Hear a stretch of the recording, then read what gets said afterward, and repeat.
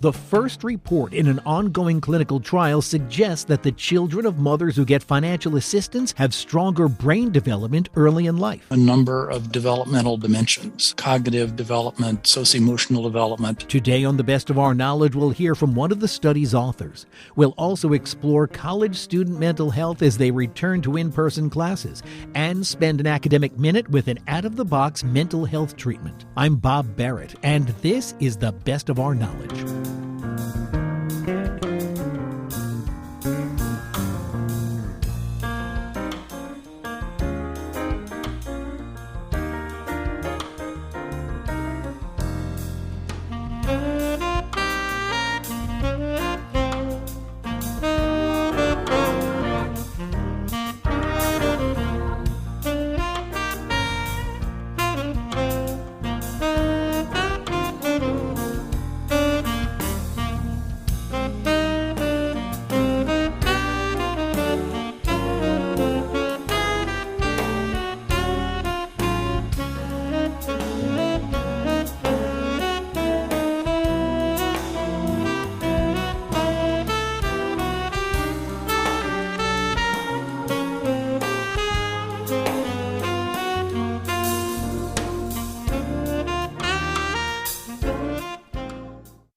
With extending the child care tax credit still a big topic in the news, a report from an ongoing clinical trial suggests that children of mothers who get regular cash assistance have enhanced brain development, and the more cash, the better.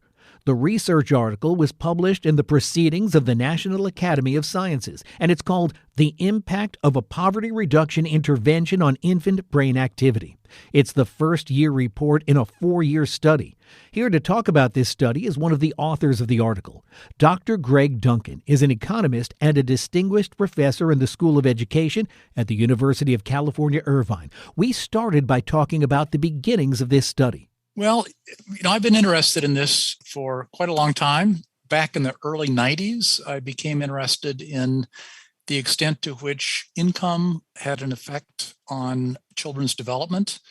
I think there was a lot of evidence even back then that kids growing up in low-income families ended up, on average, doing worse than kids growing up in higher-income families. Some poor kids did just fine and were very successful, but on average, there was that relationship, and it was always controversial to what extent income was the active ingredient behind those associations.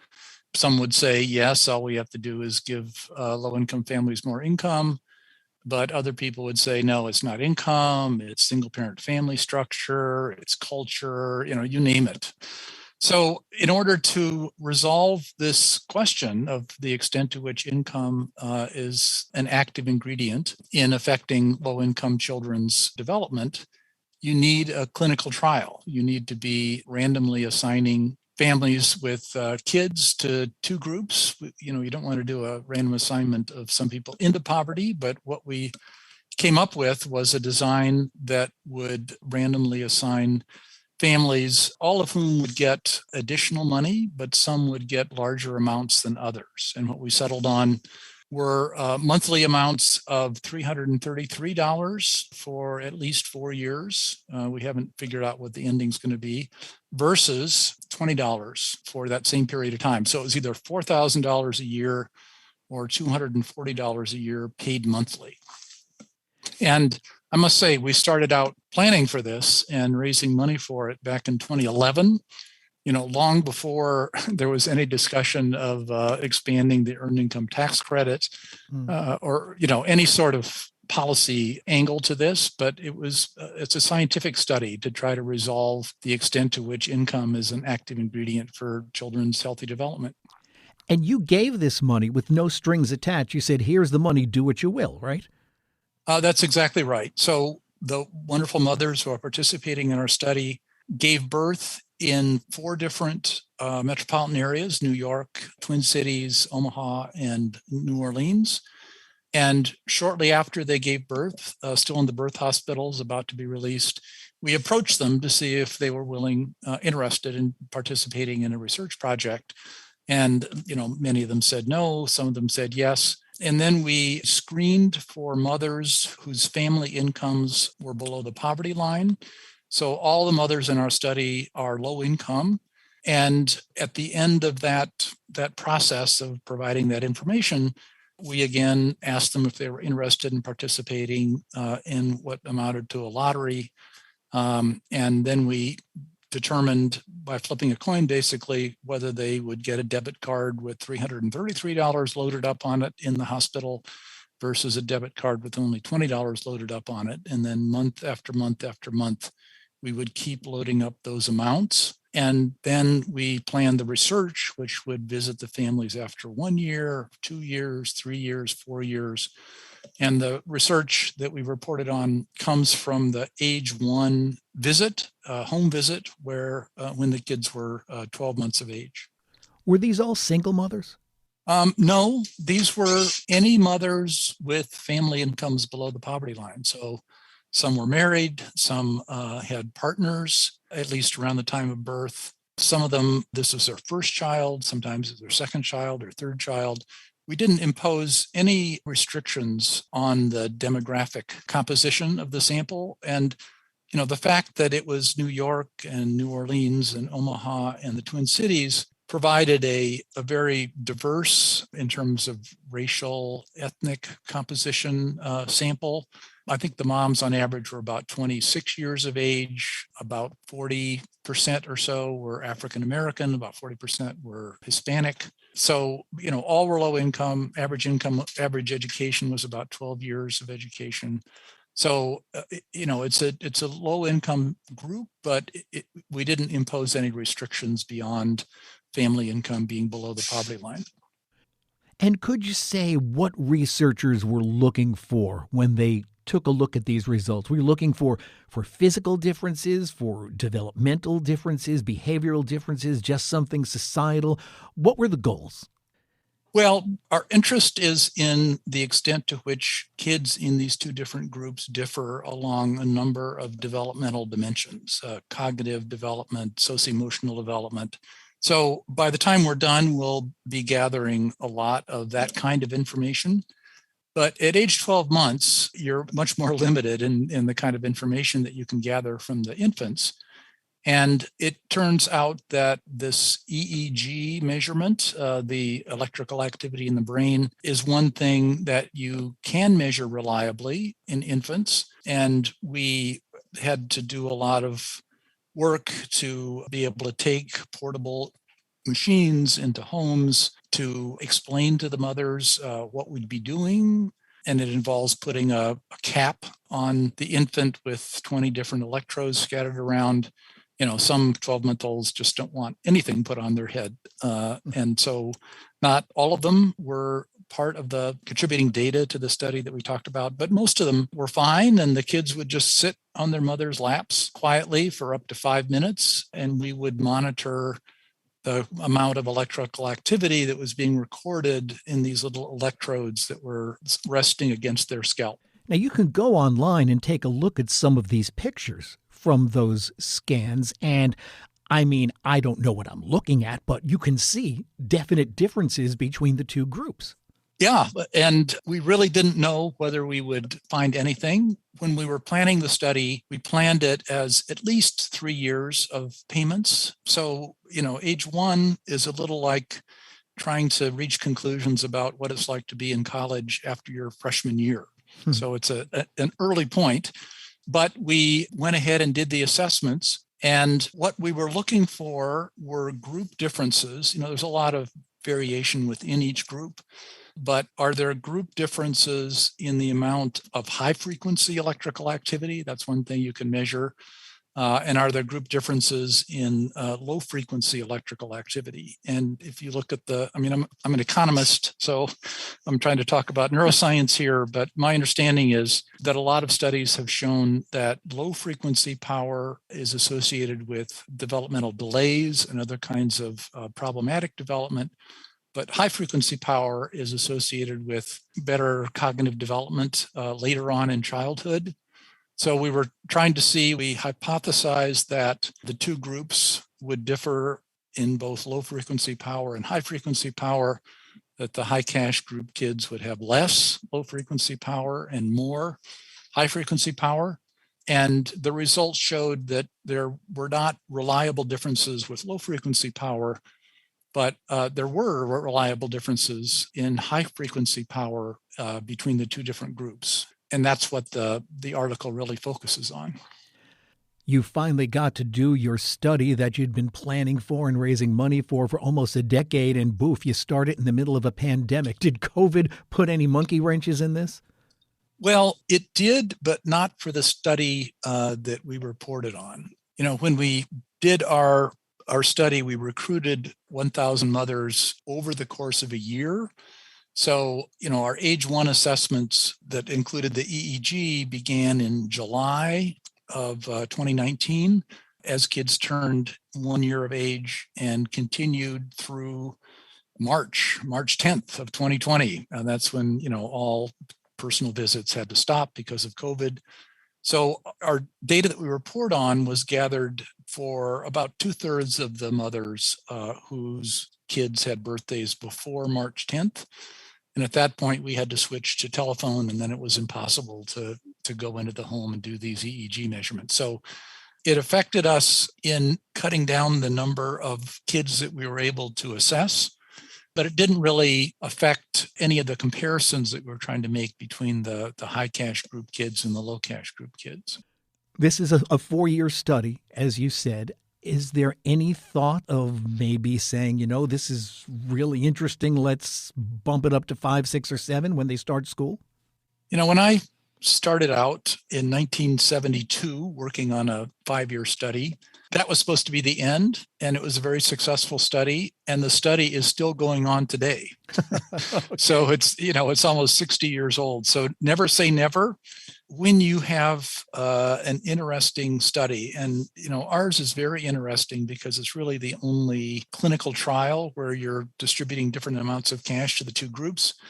If we find differences at age 4, our current plan, we're trying to extend the study at least until age 8. Then, depending on what we find, our potential funders will either be more, and we will be either more or less interested in keeping going. So if these differences show up as strongly or more strongly at age 4, then, it's really trying to address this question of whether early childhood is a particularly important time in development, and our kids' early environments particularly important in either getting kids off on a positive track or a less positive track. So, and you really want to know just not, how they're doing in school, but ultimately you really want to know whether, say, programs that are paying economic resources to low-income families, whether the kids are benefiting in a way that will enable them to grow up and be more successful adults, right? We really want the next generation to be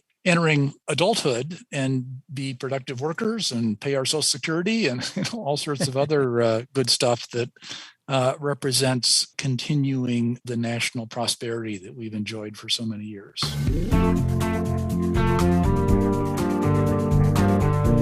Still to come, our conversation with Greg Duncan continues with a look at how this study may answer some political questions that keep coming up. That's next on The Best of Our Knowledge.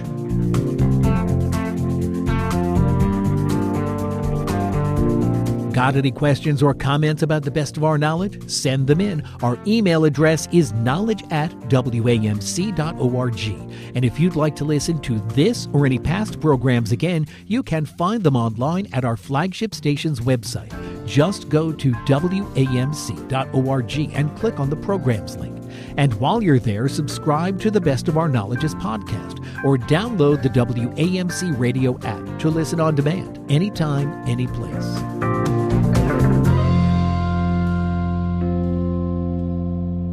This is The Best of Our Knowledge. I'm Bob Barrett, and our guest is Dr. Greg Duncan, an economist and a distinguished professor at the School of Education at the University of California, Irvine. We're talking about a research article he co-authored called The Impact of a Poverty Reduction Intervention on Infant Brain Activity.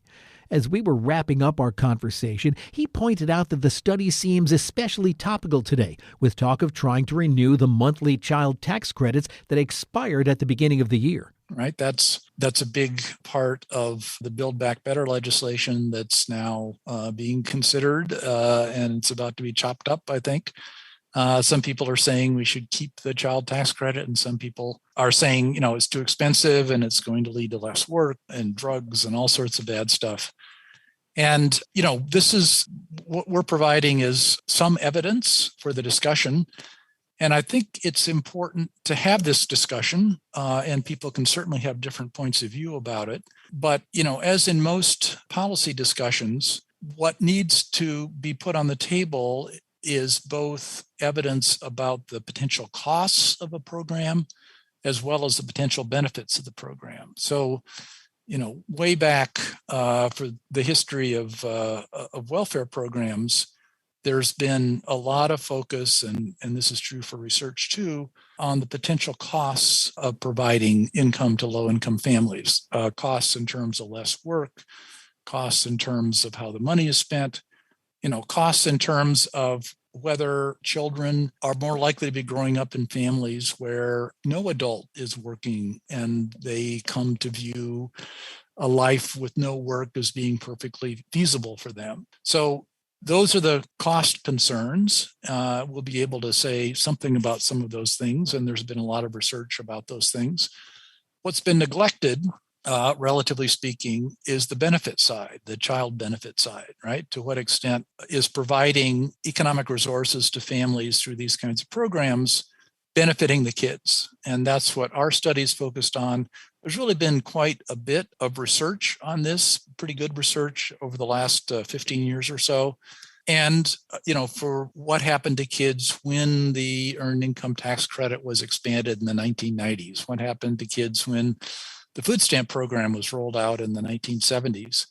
That research, by and large, shows that kids do benefit from higher family incomes, that income does seem to be an active ingredient for them in ways that show up with more cognitive performance on achievement tests. But even into adulthood, you can look at adult health and adult earnings and things like that, and you can get these kind of links. So I think it's important for people to think about these programs in light of both costs and benefits. And depending on how people think about costs and benefits, they may end up thinking that they're still not good ideas because the costs outweigh the benefits. But I think it's at least important to try to put as much information about the potential benefits from these programs on the table as possible. And I really see our study as doing exactly that. As I said earlier, the money is given with no strings attached. But after the first year, do you ask what they're doing with the money? We do ask the mothers in every annual interview what their rent is, how much they're spending on groceries, how much they're spending on expenditures for kids, books and toys and diapers for the infants. But we also actually ask about expenditures on alcohol and tobacco, the kind of things that some of the stereotypes in the political discussions focus on. So we're trying to get a fairly comprehensive picture on what their expenditures are looking like and whether there are group differences in expenditures between the high and low income or high cash group and low cash group families. We're trying to only report out studies that have gone through peer review and are published. And that was the case with the EEG study. And we're hoping it won't be that long before we'll have our first paper out describing differences in work and expenditures and things like that. Well, I think it'd be fascinating to hear how this goes in another 12 months and 12 months beyond that, because it seems that you're onto something. It's really making a difference. We're thinking that's what the data do show. Researchers are pretty cautious by nature, and it could be that once we do our big age 4 laboratory visit where the kids come in and get an EEG and so forth, after 4 years of payments, that we're not going to find anything. But this early difference that we're finding after 12 months is certainly increasing our expectations that we may well find something as we continue to follow these kids and continue to look for these group differences. Greg Duncan is a distinguished professor at the School of Education at the University of California, Irvine. The article he co-authored, called "The Impact of a Poverty Reduction Intervention on Infant Brain Activity," is available online in the Proceedings of the National Academy of Sciences. After starting their college courses online due to the pandemic, many current college sophomores are having a difficult time adjusting to fully in-person instruction. As Alex Malinowski reports from Syracuse University, some students feel the abrupt transition is taking a major toll on their mental health.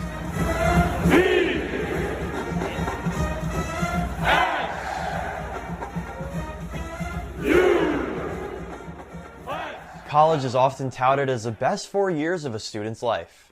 However, the dream of a normal college experience quickly faded away for 2020 high school graduates as COVID-19 wreaked havoc across the country.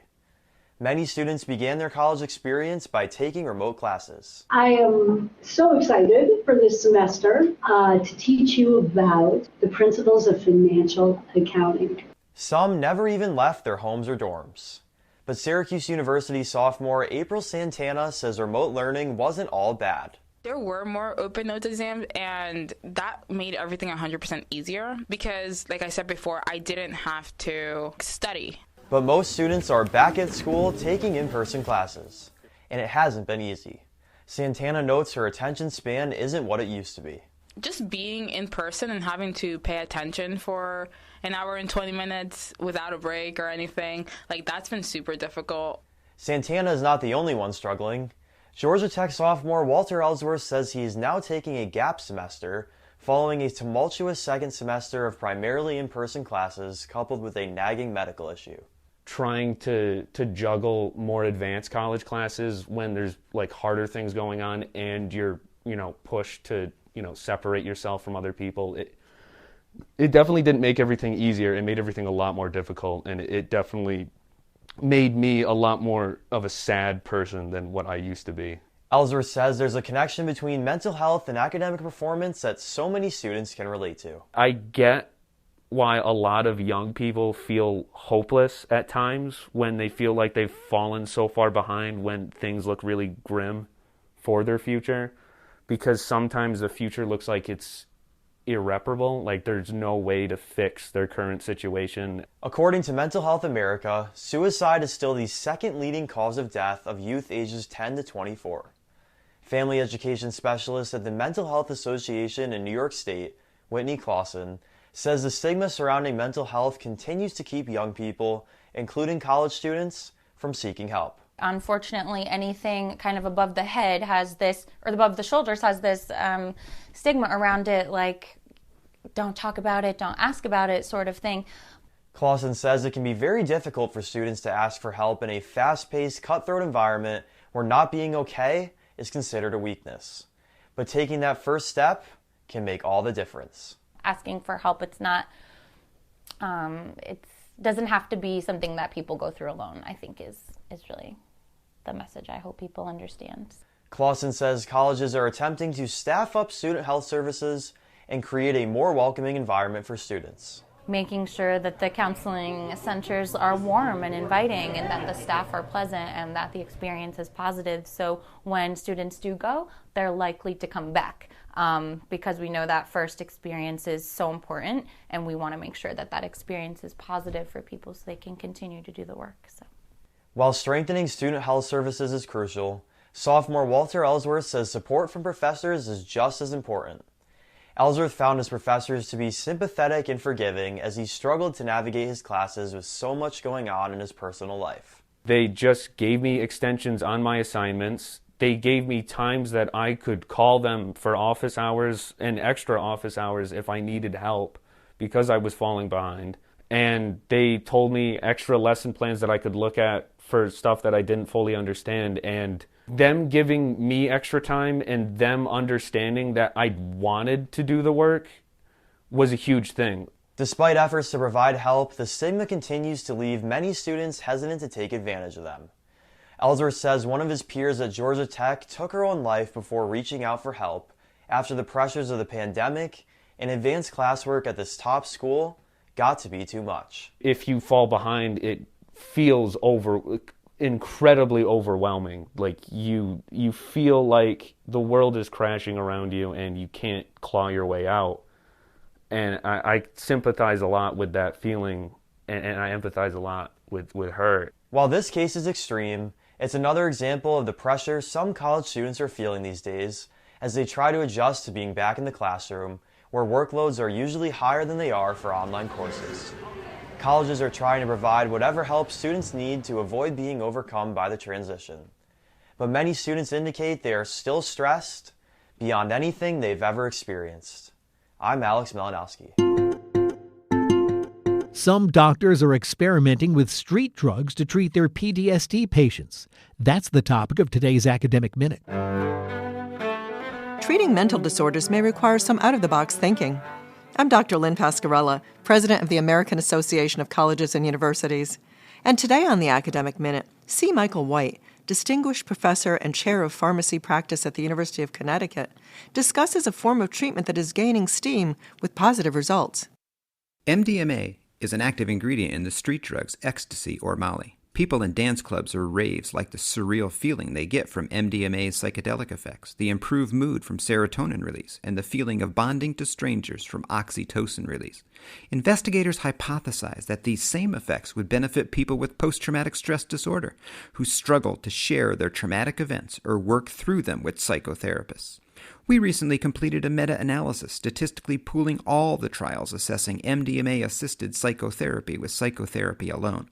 Patients receiving MDMA-assisted psychotherapy reduced the severity of their PTSD symptoms by 22 points and were twice as likely to no longer meet the definition of PTSD by the end of the study. Furthermore, 1 year after having their last MDMA-assisted psychotherapy session, 86% of participants said they received substantial benefits from the combined MDMA-assisted psychotherapy. 71% had fewer nightmares, 69% had less anxiety, and 66% had improved sleep. However, people cannot replicate these benefits by trying illicit MDMA on their own. First off, most ecstasy or Molly tablets have other drugs of abuse in them like LSD or methamphetamine, which enhances the risks. Second, it isn't MDMA alone that works. It is MDMA allowing people to feel comfortable enough with their psychotherapists to reveal and work through their traumatic events with less pain or anxiety. So, for the half of patients with PTSD not fully benefiting from psychotherapy alone, adding 2 or 3 MDMA-assisted psychotherapy sessions to the mix can make a big difference. That was C. Michael White of the University of Connecticut. You can find this, other segments, and more information about the professors at academicminute.org. The Academic Minute is a production of WAMC, Northeast Public Radio, in partnership with the Association of American Colleges and Universities.